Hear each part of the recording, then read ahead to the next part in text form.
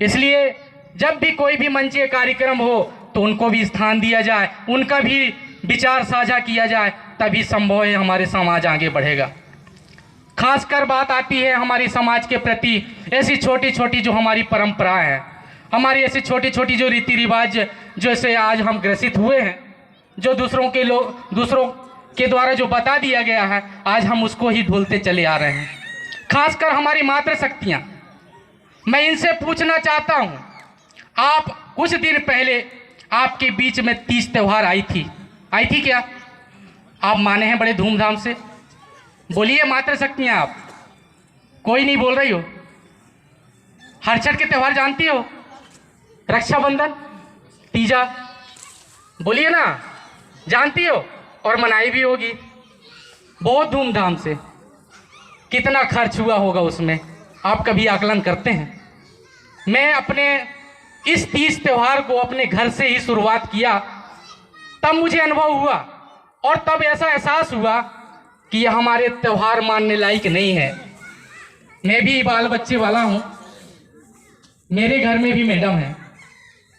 मैं जब हरछठ की व्रत आई, आज से 7 साल पहले की बात बताऊंगा, जब मैं अपने मैडम से पूछा कि आप जो व्रत रहती हो हरछठ की, किसके लिए रहती हो, तो उनने बताई कि मैं अपने बाल बच्चों के लिए रहती हूँ।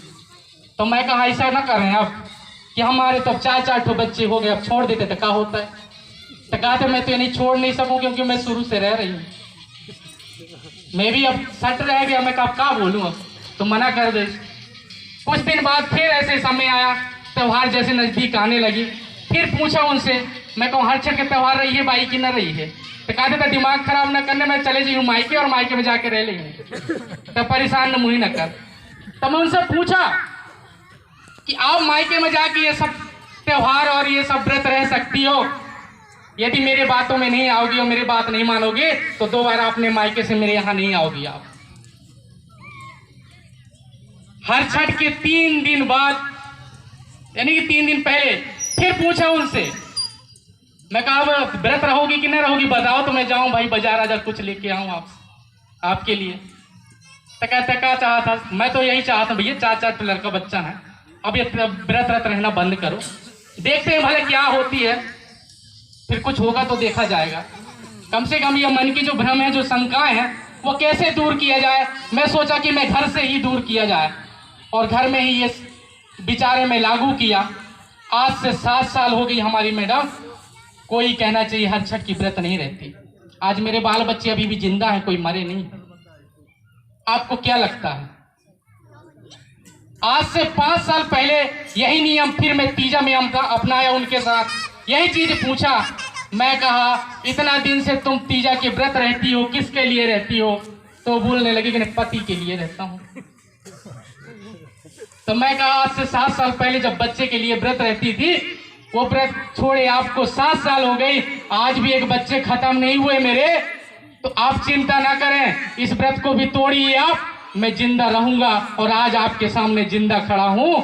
मैं, आप देख सकते हैं ये जो हमारे बीच में, जो हमारे अंदर छोटी छोटी जो ऐसी भ्रांतियां जो भरी हुई है ना, ये हमारे लिए नहीं है। मैं कहता हूं मानिए आप तीज त्यौहार, मना नहीं है, लेकिन सिस्टम को बदलिए। मैं देखता हूं सहपरा में रहता हूं तो हमारे बहन बेटियां जब जाती हैं तो 10 रुपये की नारियल को 30 रुपये में खरीद के लाती है कि नहीं लाती? और जैसे त्यौहार सर पे आती है तभी भीड़ लगती है वो सहपरा के अंदर, आपके विक्रमपुर के अंदर, आपके जहां जहां भी बाजार लगते हैं वहीं पे भीड़ लगतियां, लगाते कि नहीं लगे? तो ये सिस्टम को कैसे हम उनको खत्म किया जाए? आप माने आज त्योहार, मानने के लिए कोई मनाही नहीं, लेकिन सिस्टम को बदलिए। जब तक इस सिस्टम को बदलेंगे नहीं है तब तक आप और हम सब विकास की ओर नहीं जा पाएंगे। हम ऐसे ही मंच के माध्यम से सब कुछ भी विचार रखते रहेंगे, हमारा कल्याण होने वाला नहीं है। मैं कहता हूं आप जो इतने सारे महंगे महंगे सामान खरीद के लाते हैं, यदि उसी जगह आप फल फ्रूट खरीद के आप खाएं सब पूरा परिवार, तो कितना बड़ा वो मिलेगा आपको, आप आकलन नहीं कर सकते।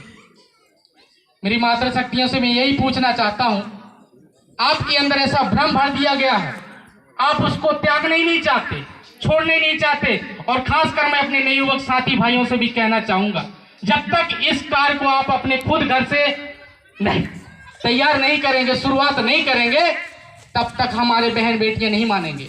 अब हमारे बीच में कुछ दिन बाद क्या आने वाला है, दशहरा आने वाली है कि नहीं? दशहरा आएगी, देखेंगे आप, जिस घर में यदि 3-3 बच्चियां हैं, 4-4 बच्चियां हैं, चारों के चारों बच्चियां व्रत रहती हैं, और वो भी निर्जला व्रत रहती है कि नहीं रहती?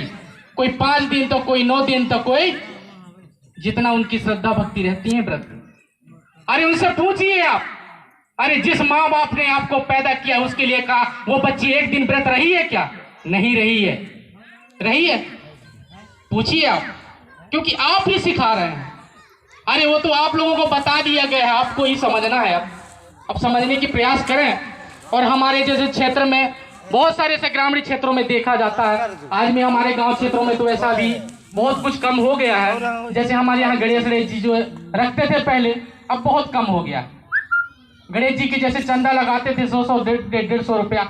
मैं उन्हीं समाज से पूछना चाहता हूँ, यदि ऐसी चंदा की बात आए अपने गांव में, यहाँ बहुत दूर दराज से आए हुए हमारे साथी भाइयों से भी पूछना चाहता हूँ कि ऐसी बातें जब आए अपने गांव के अंदर, तो आप चंदा दीजिए, लेकिन चंदा उसके लिए दीजिए जो हमारे आज हम ये कोरोना के कारण हमारे लिए बहुत सारे ऐसी जो षड्यंत्र जो चल रही है, हमारे लिए स्कूल कॉलेज बंद कर दिया गया, हमारे बाल बच्चे पढ़ नहीं पा रहे हैं, वहां मंदिर मस्जिदों का काम हो रही है और हमारे यहाँ स्कूल कॉलेज बंद है। कितना बड़ा षड्यंत्र बताइए ये कोरोना के नाम पे। यहाँ कोरोना वोरोना नहीं है, सब साजिश है, हम चकोड़ा भाजी खाने वाले हैं, हमें कोई कोरोना नहीं है। आप यहाँ पे जितने भी मातृ शक्तियां पितृ शक्तियां बैठे हैं, किसी के मुंह में कोई ऐसा पट्टी लगा है क्या? नहीं लगा है।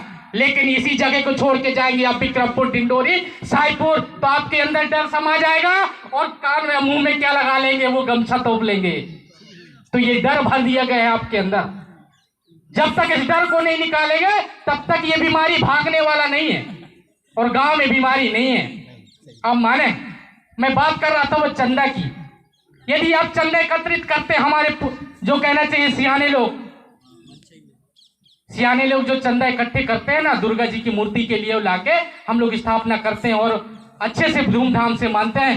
चंदा करिए, आप करवाइए, लेकिन 1-2 लड़के रखिए अपने जो ग्रेजुएट हैं, पढ़े लिखे हैं, हमारे बच्चों को शिक्षा दें वो कम से कम, जब तक हमारे स्कूल कॉलेज चालू नहीं हो जाती। ऐसा करेंगे कि नहीं करेंगे?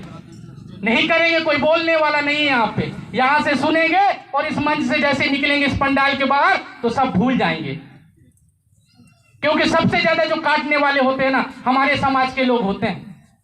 मैंने देखा हूं, और समाज के प्रति जब भी कोई भी बात रखता हूं तो सबसे पहले मैं सभी की आंखों में मैं ही करता हूं। हमारे क्षेत्र में आप चले जाएं, मेरे नाम से आज भी बता रहा हूं, हमारे सहपुरा थाने में कम से कम मेरे ऊपर 20-20, 22-22 मामलाएं बने हुए हैं।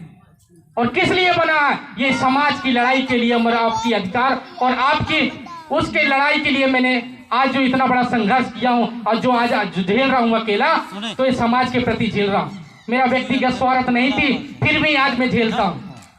मैं बता दूं, आज से 2 साल पहले हमारे बीच में जैसे और भी ऐसे कार्यक्रम होती रही, लेकिन धीरे धीरे करके आज हमारे क्षेत्र में देखें तो बहुत ऐसे कम हो गए।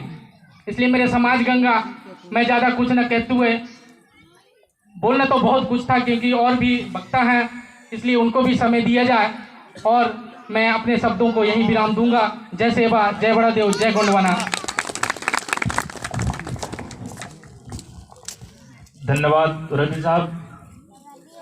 अब मैं हमारे बीच घुघरी ब्लॉक से चलकर आई महिला नेत्री श्रीमती पार्वती परते जी को आमंत्रित करूंगा, आए और अपना विचार रखें।